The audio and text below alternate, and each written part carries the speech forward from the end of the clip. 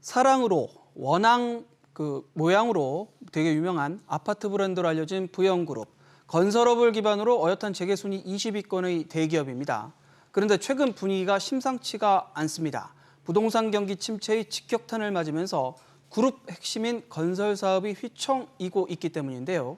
기대를 모았던 용산 아세아 아파트 사업도 지지부진하면서 삽도 못 뜨고 있는 상황입니다. 이 가운데 이중근 부영 회장 3년 만에 경영일선에 복귀하면서 부영 위기의 해결사 노릇을 할 수 있을지 관심이 쏠리고 있습니다. 산업부 신성호 기자와 자세한 얘기 나눠보겠습니다. 신 기자, 먼저 용산 아세아 아파트 얘기부터 해보죠. 현재 어떤 상황입니까? 네, 아직 삽도 못 든 상황입니다. 지금 보시는 것처럼 제대로 관리되지 않은 공터로 방치되고 있는 모습이었는데요.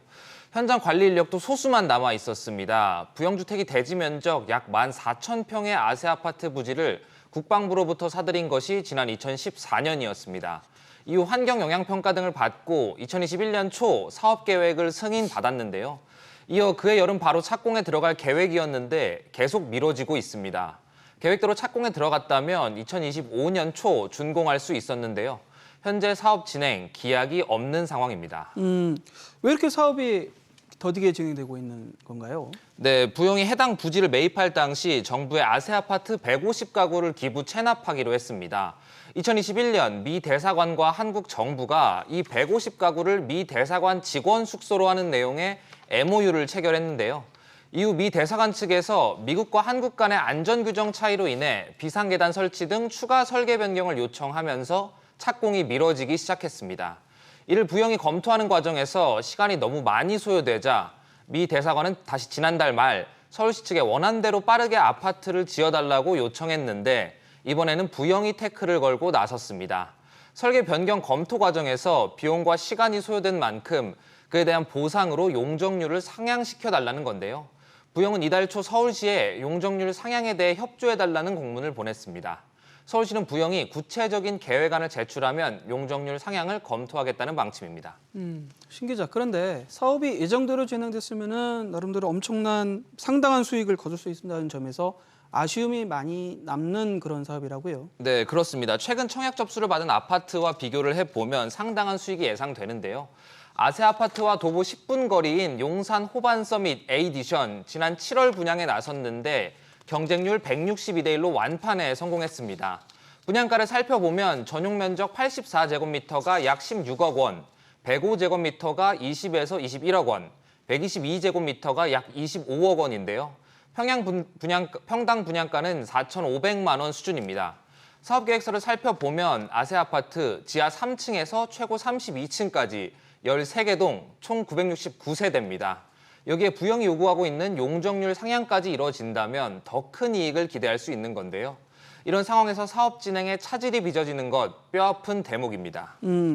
이 사업도 매우 지지부진하다는 얘기가 지금 얘기해 주셨는데 사실 부영그룹 전체 건설 사업이 상당히 좀 지지부진한 그런 상황이죠.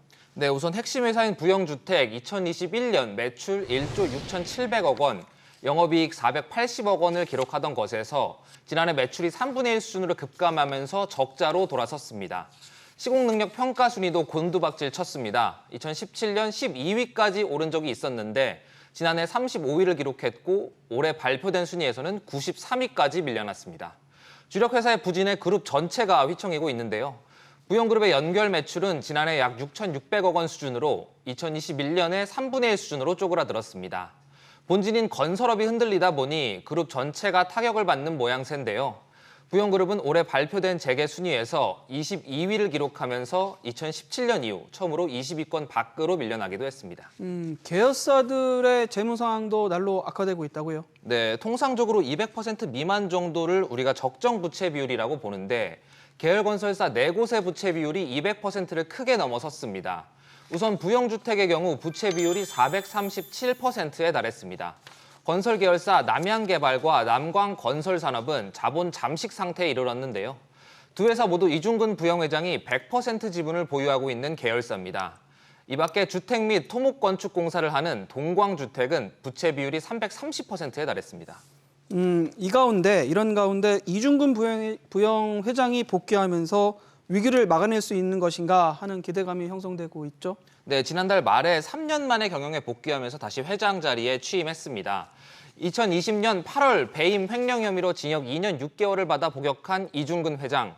형기는 만료됐으나 특경법에 따라 5년간 취업이 제한되면서 경영 복귀길이 막혔는데 지난달 광복절 특별 사면 대상에 포함되면서 취업 제한이 풀렸습니다. 이중근 회장은 취임식에서 대내외적 경제적 어려움 속 신속하고 치밀한 의사결정이 그 어느 때보다 중요하다고 강조했는데요. 미래 먹거리 확보를 위한 신사업 추진과 신규 투자, 또 부진한 사업의 회복 등 산적한 일이 그만큼 많다는 것이겠죠. 창업주이자 그룹 지분 약 94%를 보유하고 있는 대주주 이중근 회장이 총체적 난국의 부영을 위기에서 꺼내줄 수 있을지 관심이 모아집니다.